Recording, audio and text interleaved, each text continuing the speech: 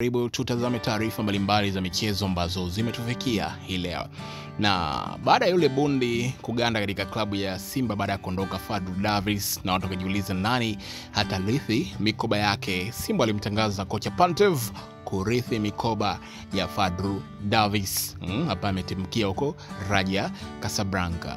Sasa bundi huyo pia katoka katika mitaa ya Msimbazi kaenda mitaa ya Jangwani katika klabu ya Young Africans. Nako walianza sekeseke la kumkataa kocha Romain Folz baada ya kutoridhishwa na kiwango cha timu hiyo kinavyocheza.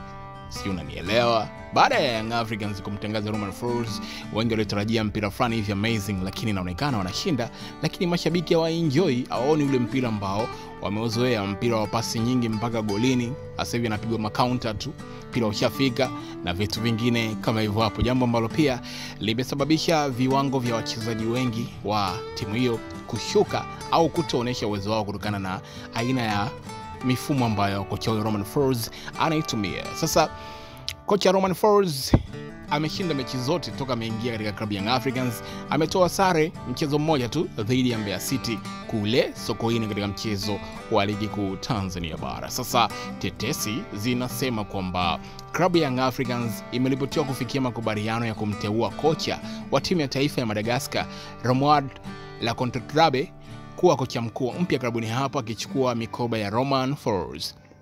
Lacontetrabe, raia wa Madagascar, anatarajiwa kusaini mkataba miaka 2, huku Folz, raia wa Ufaransa, akifungashiwa virago na kuvunjiwa mkataba na ukurasa wake kufungwa rasmi huko Jangwani.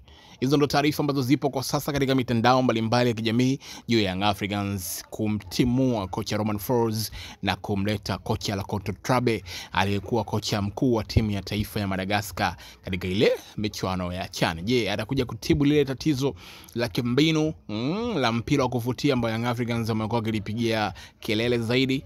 Bwana, usisahau kusubscribe kwenye channel hii.